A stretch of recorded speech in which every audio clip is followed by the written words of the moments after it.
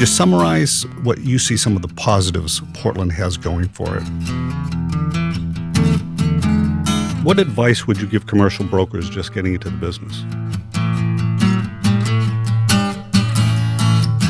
For the next 10 to 20 years, what do you see happening to commercial real estate here in Maine? We'd like to welcome our listeners to the Boulos Beat podcast.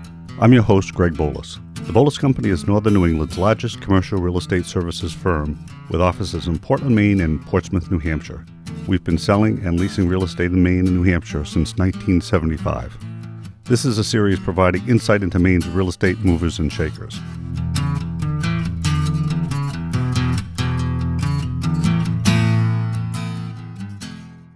And speaking of guests, I'd like to introduce Jim Brady. Hello, Jim. Good afternoon, Greg.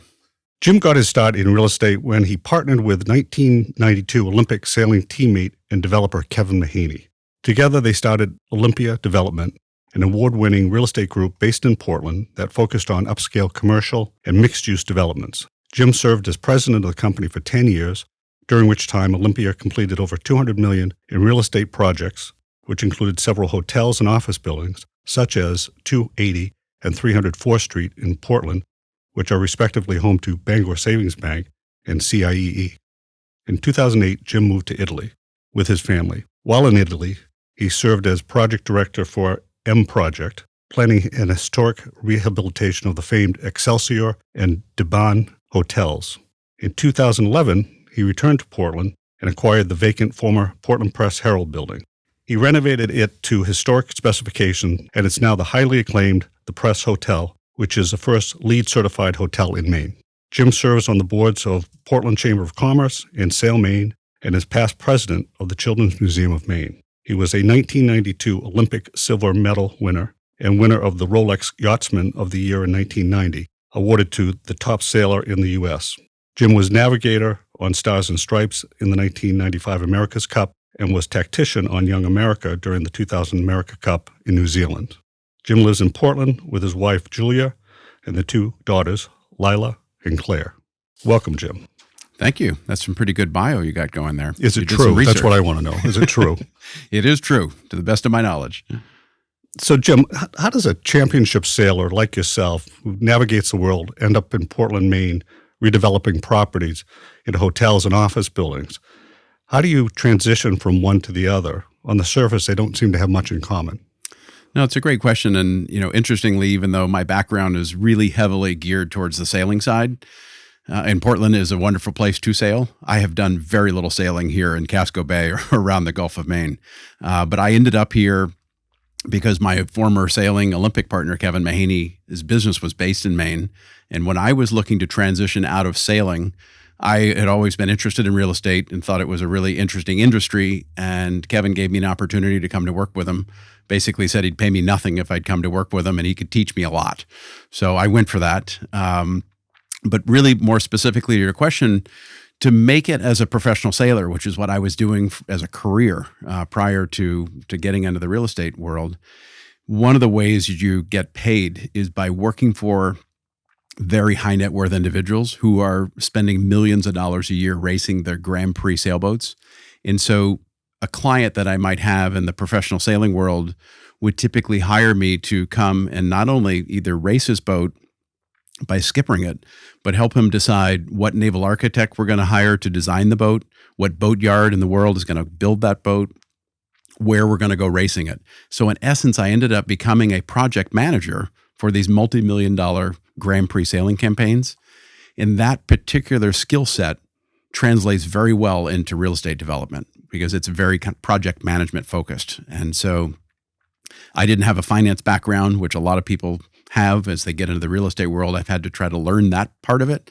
But the project management skills were very transferable as a professional sailor into being a real estate developer. Yeah, and of course in real estate there are project managers whenever a building is built, somebody who oversees the project. So exactly, so very kind of targeted towards having an end goal, a bunch of milestones along the way, and following a process. And so I had some project management skills that I really learned, seat of the pants, and that's I think been successful for me as I've gotten into the bricks and mortar part of the real estate development world.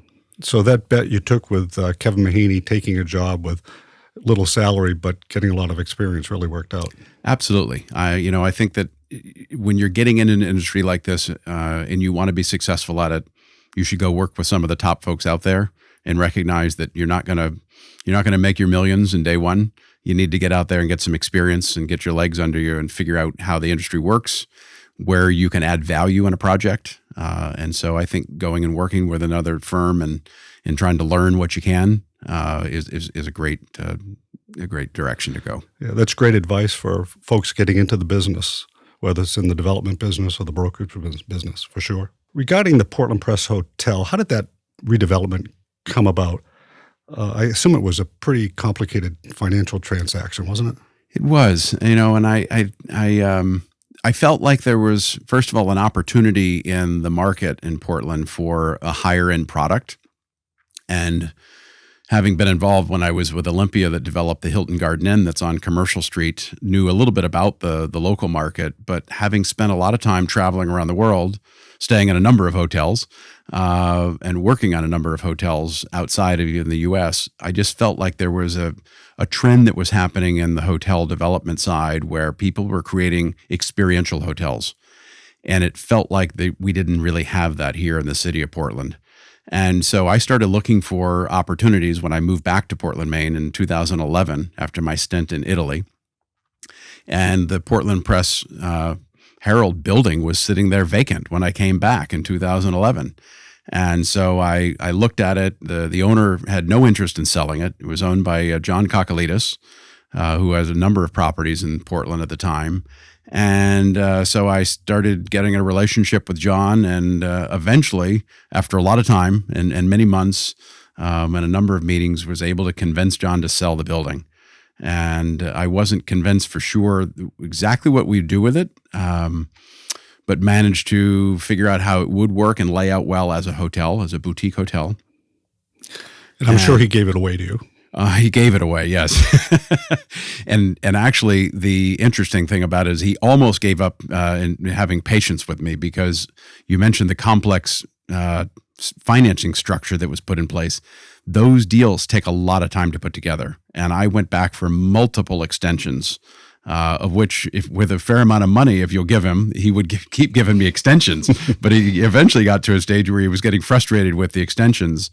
And I almost lost it because we weren't really ready to close, and he was kind of getting tired of extending the purchase and sale agreement. But one of the advantages that building had was it was considered a contributing structure in a historic district, so the Congress Street Historic District. And what that does is it qualified us for federal and state historic tax credits. The federal historic tax credit is worth 20 cents on every dollar spent on qualified rehabilitative expenses. And the state one is worth 25. So 45 cents on the dollar of qualified rehabilitative expenses is a huge chunk of money. So really critical to the financial success and getting our cost basis down enough on a project like that to help make it work. And just before I leave the historic piece, the qualified rehabilitative expenses is architects and engineering fees, a number of the soft costs related to financing, all of the hard construction costs that goes into the project. So it's the large majority of every dollar you'd spend redeveloping or repositioning a hotel like that. Do you think it would have happened if those tax credits weren't available to you? I don't think that project would have worked. We generated so much equity, tax credit equity, by those two credits. And then the third one we did, which is what really made this a complicated structure called a twined structure. With the third tax credit we used was a new market tax credit. So it was a state of Maine new market tax credit. There's also a federal new market tax credit, but we didn't qualify for that one. We did for the state. And that generated an additional roughly $3 million of capital, of tax credit equity for the new market. So it was a fairly complicated transaction that had over $9 million of tax credit equity into the project. And so I'm quite sure that project would not have happened without those type of financial incentives to help make it work. Well, it's a beautiful hotel, and you should be congratulated on. Thank you. Yeah, it's something I'm very proud of. It's actually turned out doing better than I would have imagined for a couple of reasons. Number one, I think the market in Portland has done better than we thought it was going to. It's continued to grow, and the demand is certainly increasing. And we thought that there were people who wanted that more unique boutique experience. And I think I even underestimated that. And we've been able to generate a pretty significant rate premium over our competitive set in the marketplace because they like the product, they like the service, and the hotel's in a great position as well. So I've got to ask you, when I was a kid, which was a long time ago. You're still a kid, Greg. I'm still a kid, maybe in heart. Our school, when I was in grammar school, we took a tour of the Portland Press Hotel. No, excuse me, Portland Press building back when the paper was there. And we were given a tour of a tunnel that goes underneath Congress Street, which went over to the former printing press. So I bet most people don't know that there's a tunnel underneath Congress Street, but maybe you could talk a little bit about that. There is, and most people are surprised to hear that. I don't know of any other tunnels in the city of Portland. And you're absolutely right. There is a tunnel that connects the old Portland Press Herald building to the printing building across Congress Street, kind of running diagonally there, almost in front of City Hall. So it's buried, some 10 or 15 feet below the surface of Congress Street, and was a means for the newspaper editors to get from the printing building across the street over back into the editorial offices, and without kind of going, there was literally ramped so carts could run stuff back and forth between the two buildings. What do you use it for now, or is it just blocked off? So it's blocked off. Unfortunately, it's the way we set up the purchase and sale is I actually didn't want to own it. I was a little bit worried about the liability, frankly, of the tunnel. And Kakalides was actually really happy to keep the tunnel, so I ended up not getting it. Because it would be classified as a dead-end corridor if you can't exit both directions. Once it's over, I think it's 20 feet long, we ended up having to block it on our end. And so it's unusable at this point in time, which is too bad. But it's pretty unique little archaeological thing there to have a tunnel running underneath Congress Street. Yeah, that's very interesting. Heading down Exchange Street from where the Press Hotel is, going down a block or two, you just finished up the renovation of 80 Exchange Street. It's an office building next to Tommy's Park that has a new mural on it. Was 80 Exchange Street another tax credit deal? It was, yes. So it's about a 15,000 square foot, 4-story building that was built in the mid-1800s. It had been offices on the upper 3 floors for the last few decades, probably since the 1970s, I'm guessing. And the time that it had been renovated back then was not well done. They had put a new elevator in and some things like that. But the office spaces would be really classified as kind of B- grade spaces. And I just thought that the building was really well located, one of the few buildings that hadn't done a major upgrade in the last 20 or 30 years, and provided an opportunity to really bring a red brick building with wood structured floors up to really more of a Class A level. So we went in, the building was owned by a local attorney in town with a few partners. This particular owner was very interested in staying in the deal, but recognized that he didn't have the expertise to go redevelop it. So I was able to put together a deal to get controlling interest of the building. So 51% of it, he stayed in at 49%. And we used, again, the federal and the state historic tax credits to renovate that building. We gutted the upper 3 floors, the second, third, and fourth floors, literally bringing it back to the wood floor joist and re-leveling the floor joist, because most of these buildings have floors that you could sit in your wheelie chair and roll from one end of the office to the other. So we leveled all the floors, put in a new chilled beam HVAC system, which is probably one of the most sophisticated systems you can put into a building, extremely energy efficient. All new windows, new dormer, all new insulation, all new restrooms with showers. We did not go for LEED certification of the building, but I'm convinced it would have been a very easy thing to do. We just didn't pay the soft cost to go get the plaque. But it's quite now an energy efficient building with all new LED lighting. And we were quite fortunate that we did it at a time when the market was looking for some nice space. So we were very fortunate to land Harriman Architects to take the whole 3rd floor, State 23 Media to take the whole 2nd floor, and then our company Fathom is in the smallest floor, which is on the 4th floor. We did that whole renovation while keeping the retail tenants on the ground floor. There was a few times we had to close them, but the Grill Room Restaurant and Swiss Time were the two retail tenants on the ground floor, and we operated around them, working closely as we could with our contractor and others and the tenants to try to keep them in business and happy while the building was staged and new electrical systems and everything else were put into the building. And we replaced all their storefronts and brought them back to their old original historic storefronts as well. Well, it came out beautifully. Thank you. I'm really excited about it. And then you mentioned also the mural. Yeah, I was going to ask you, used to be a mural there. Right. You replaced it. I love what you put on there, by the way. Thank you. Thanks. What's the story on that? Well, so there had been a mural there from back when they first tore down what was a Tommy's hardware store that used to be there, where that's why it's called nicknamed Tommy's Park. That was Tommy's hardware store that sat there, a one or 1.5 story building. I don't even know how long, until the 1960s or so. And around the 70s, they put a mural on that wall for the first time, but the condition of the wall was so bad, it deteriorated very quickly. And so they then decided they needed to come in and put a new masonry wall up. So there was a new false wall added to the outside of 80 Exchange on the park side. And they put up a Trump Lloyd mural that was done by Chris Dennison, who was a local artist in town, together with C. Michael Lewis and some others that were involved in that. And that mural stood there for, I think, 33 years. So most people are very familiar with that Trompe l'oeil image that was a kind of a concept of a piece together of images of City Hall together with the old U.S. Post Office that used to be on the site across the street. And so when it came time for us to renovate the building, it was clear that wall was deteriorated and needed a lot of work. So we had to reskin the whole wall, which meant that we couldn't save the old artwork. And as we ended up with a blank wall, we thought, well, geez, we ought to really come back and do something interesting on that wall, a new mural. So I engaged Erin Hutton, who was a faculty at Mecca, and had her put together a call for artists. We got over 50 responses from artists, all in Maine. We said they had to have a connection to Maine.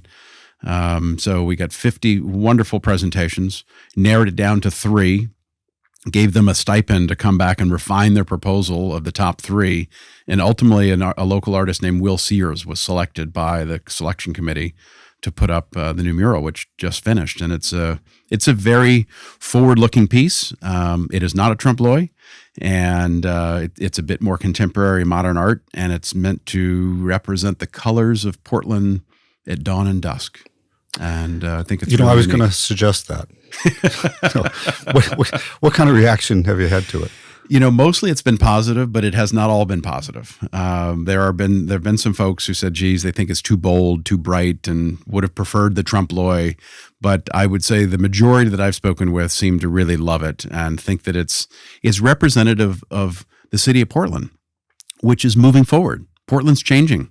And to go back and do something that was already there just felt like we were going backwards. And so I think this is a piece of artwork that's really representative of what's happening in our city, a city on the move, a city that's changing, a city that's looking forward. And I think the artwork definitely does that.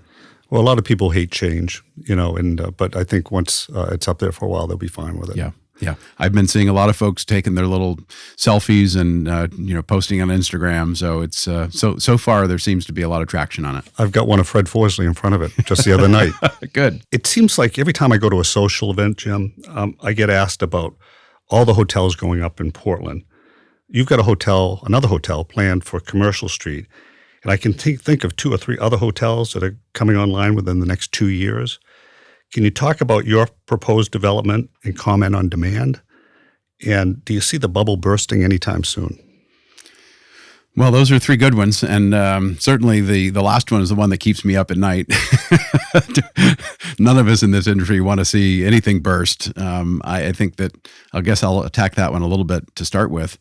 I think that there's some chance that we're going to have a softening in the future. We've had an awfully good run since the last real recession, kind of 2008 to 2009 or 10.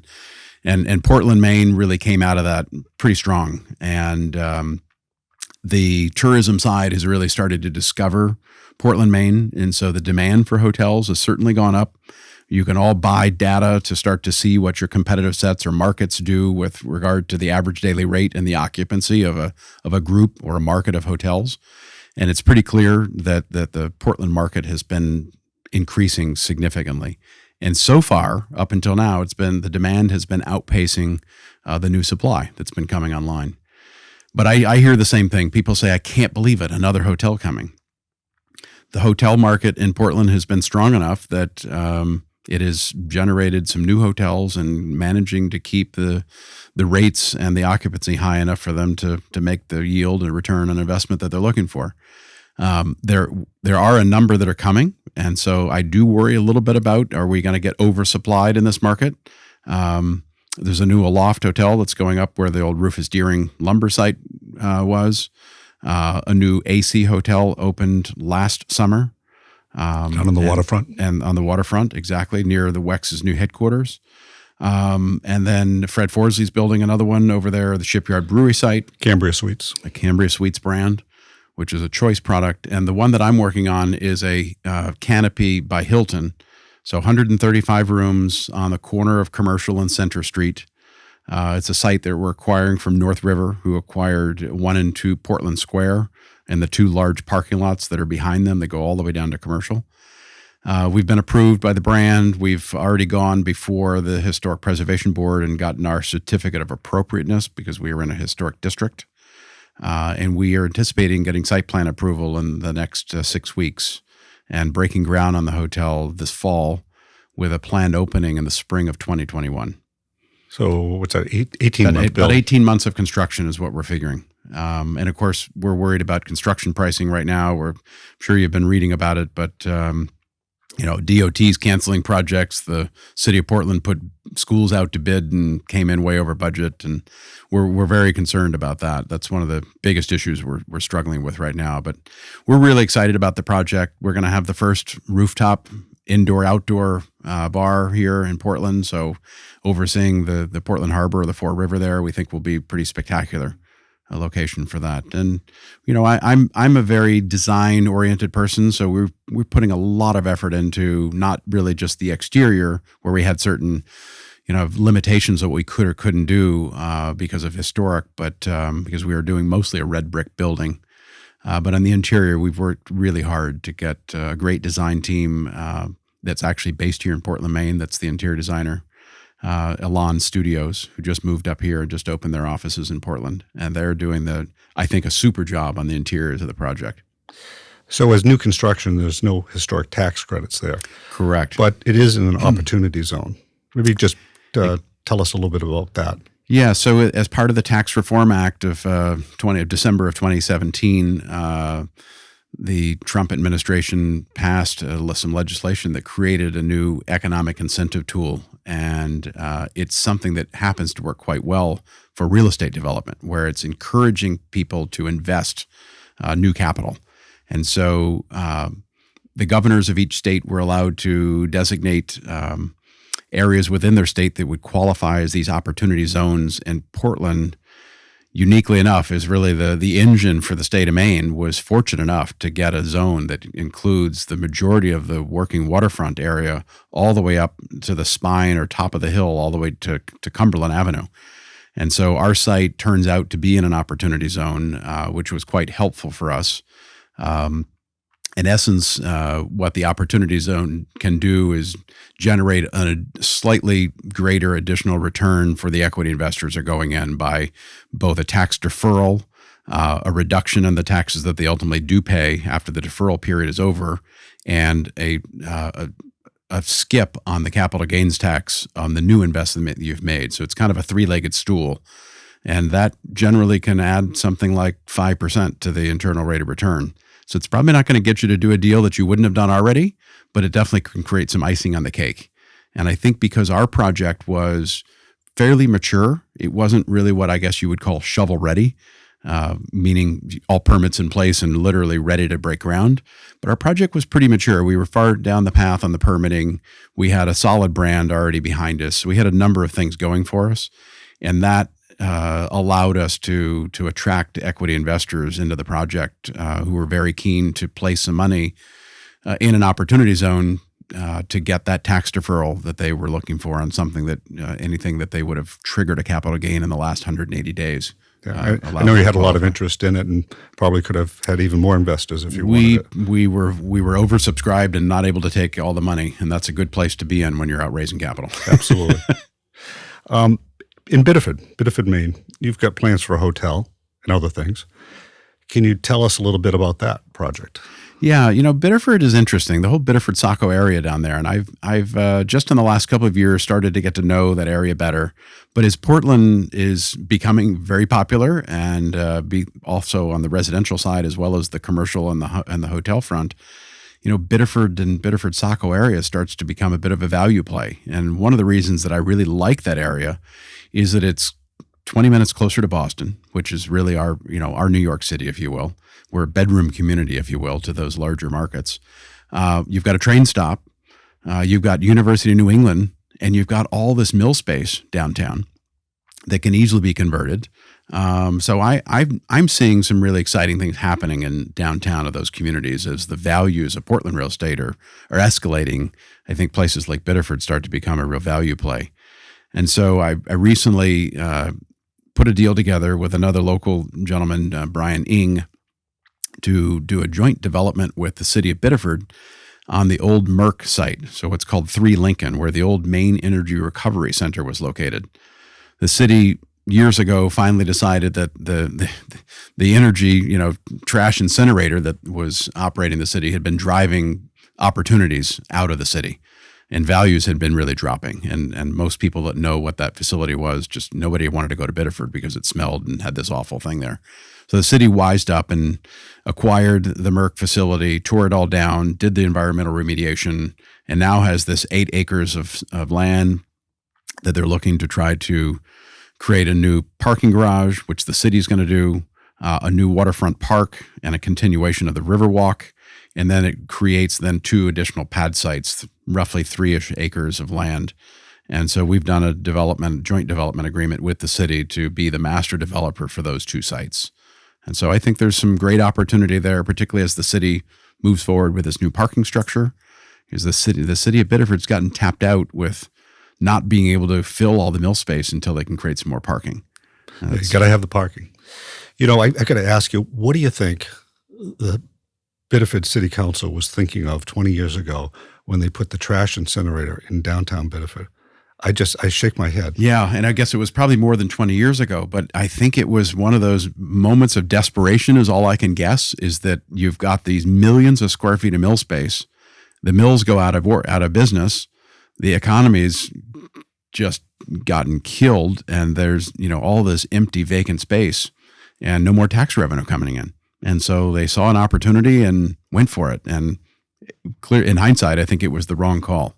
But interestingly, the city manager there, Jim Brady, had a stat, and I won't now know what it was, but since they've torn down the old Maine Energy Recovery Center, I think the value of properties in downtown Biddeford has gone up by over $200 million.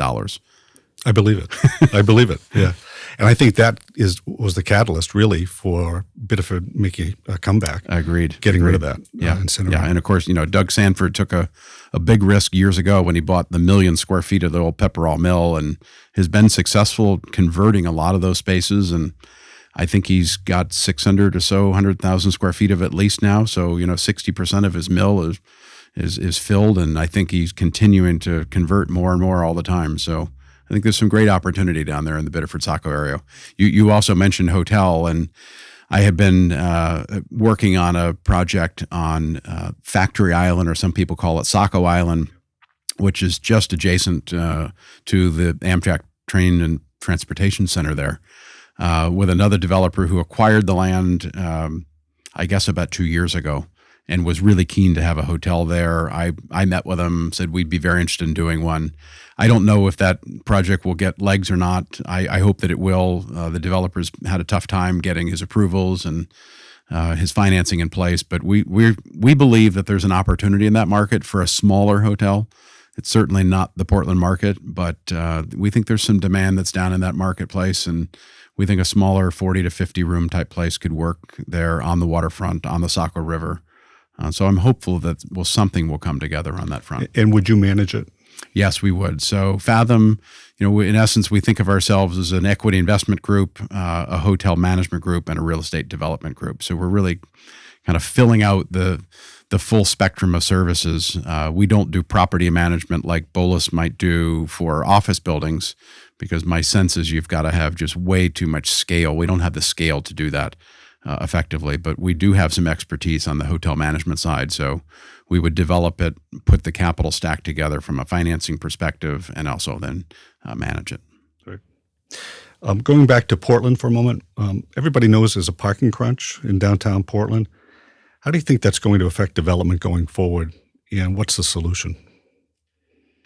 Well, that's an interesting one, because my wife is very forward-thinking and progressive, and is telling me, why would anybody build a parking garage? We're all going to be taking driverless cars, and there won't be cars eventually in the future. So, one of the things that we have to be thinking about with parking garages is, how do you make them so that they are convertible? And I don't know what the date is. Is it 20 years from now? Is it 40 or 50 years from now?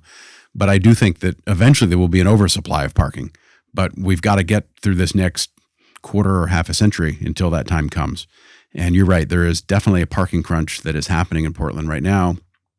I'm getting ready to develop a hotel on a surface parking lot, and that's great development. We were just in front of the planning board last night, and the planning board says, this is the great kind of project we love to see. You're taking a surface parking lot that has no trees, no island, no nothing, and you're putting a development on it. We love that. But we've got to deal with the parking. Yeah, I was going to say, did they ask about the parking? They did. And, it's interesting that they are trying to minimize the number of spaces that are generally provided. So it's, in the old days, I would have said planning boards and planning staff were looking to have all this, huge capacity of parking. And I think they're trying to be a lot more cognizant now about trying to limit the parking so we don't overbuild parking. And, my project is going to be leasing parking from North River, who we're buying the site from, and they have a huge swath of surface parking lots with the intention to develop what will end up being approximately 1,300 spaces between their whole development there. So they'll put up a parking garage at some point. They are planning to put up a parking garage. It was shown in their master development plan that was presented to the city. It's an 1,100 space parking garage on the lots right behind 1 and 2 Portland Square. Yeah. And of course, there's Jonathan Cohen has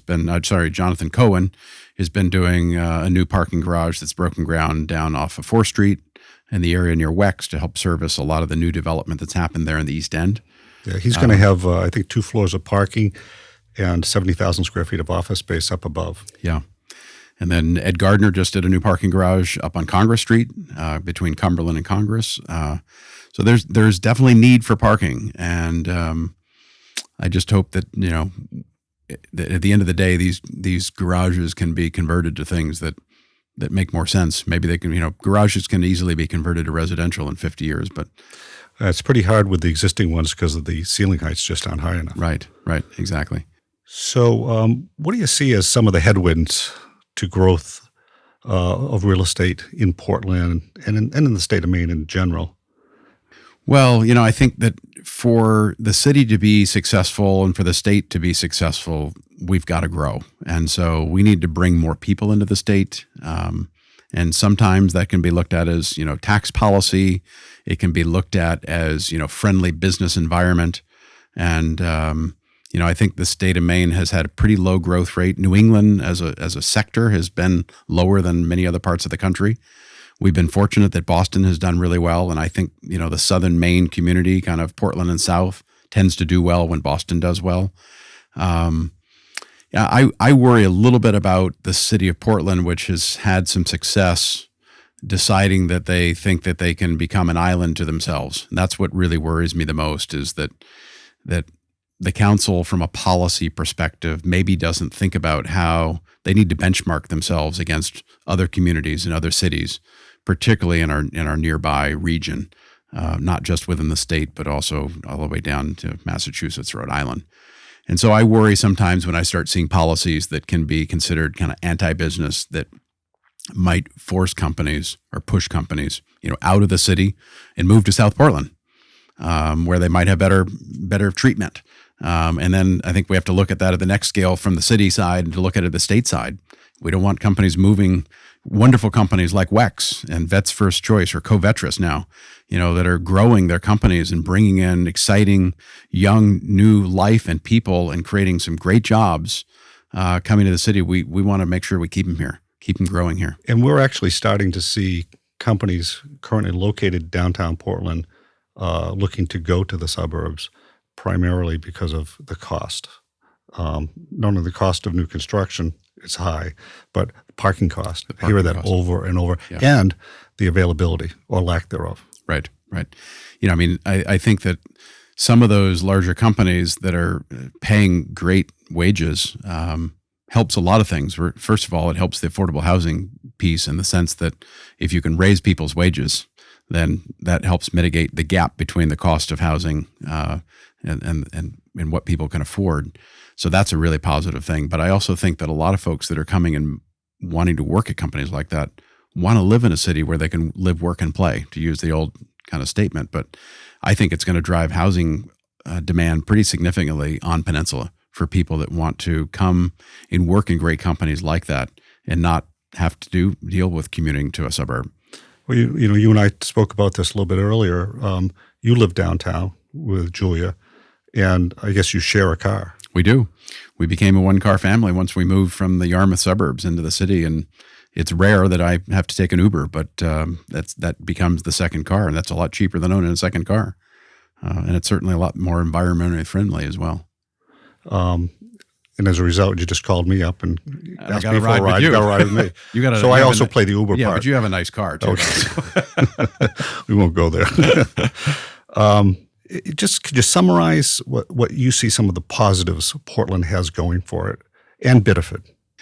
Well, I think they're coastal communities. And, if you really look broadly across the country, the places that are doing well, a lot of them are on the coast, have access to the water, whether it be the lakes or the ocean. And in our case, I think we've got both. We have great access to lakes. We have unbelievable access to the ocean. I think we've got a downtown that is vibrant and interesting and has a lot of cultural events going on for the size of our city. Some wonderful cultural institutions, from the Portland Museum of Art to the Symphony to all these great smaller organizations like Space Gallery. So I think that culture leads to it. We have a historic district which has a wonderful number of buildings that create this great character and texture within the city. And people are being drawn back to these urban areas. I mean, the suburban flight of the 70s and 80s is dramatically reversed.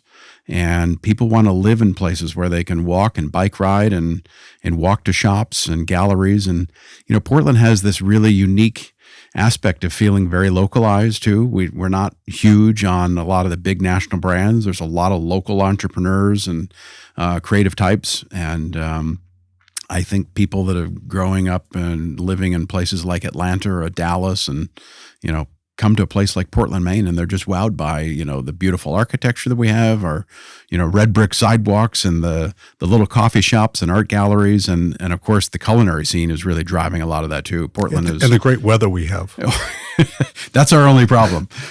My one comment on that is my wife, who is really a big environmentalist and now working hard on a lot of climate change issues, loves to tell me that, in I think it's 2050, we're going to have the same weather in Portland, Maine as Philadelphia.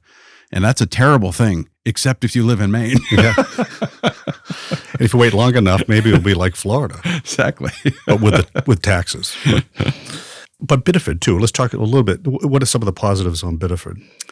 I think Biddeford has a lot of space that's still available through the mills, a lot of development opportunity. It's a value play, so you can still get in at a reasonable cost. And as I was saying before, I think that Biddeford has this closer to Boston. It has public transit in the sense of the train station, the bus station that's located right downtown. The Riverwalk and connected to, having these wonderful parks along the waterfront.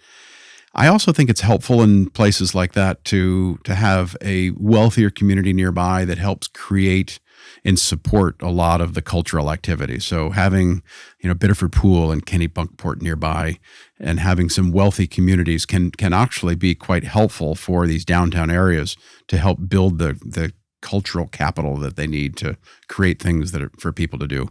And it's becoming, a bit of a culinary scene in its own. You got the Palace Diner, which everybody knows is great. You can't get a better burger than at the Palace Diner. But, recently we've had an award-winning chef come and open Elda because he decided the cost of restaurants space was too expensive in Portland and decided on Biddeford. And there he's got this wonderful restaurant that the Portland Press Herald said when they rated it was the top new restaurant in Southern Maine in 2 years.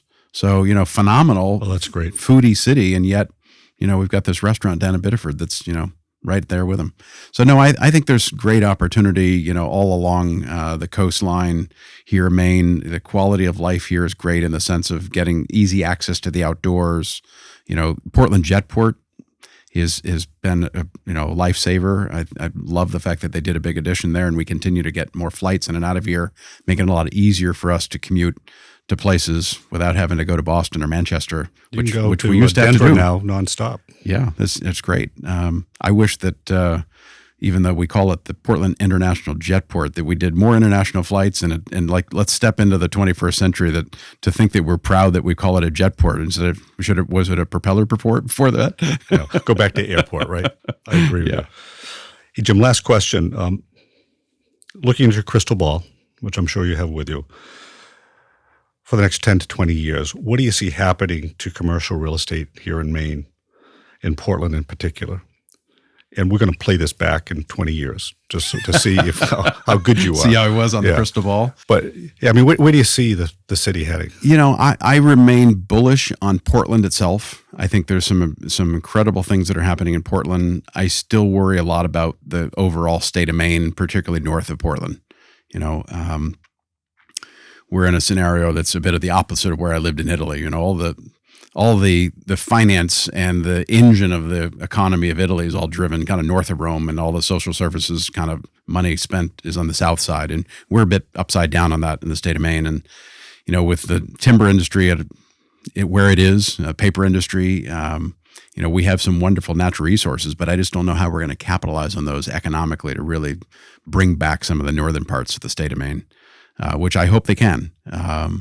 But I think in Portland, I remain bullish on Portland for a number of reasons. I think that seeing things like WEX growing the way they're growing and committing to new office space that's attracting some really top talent here in the state, Covetrus doing the same type of thing.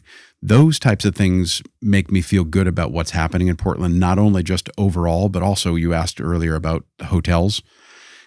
A lot of these companies are driving hotel demand too. Whether it's not just their employees, of course, but it's more the kind of business, transient business that's coming to visit them.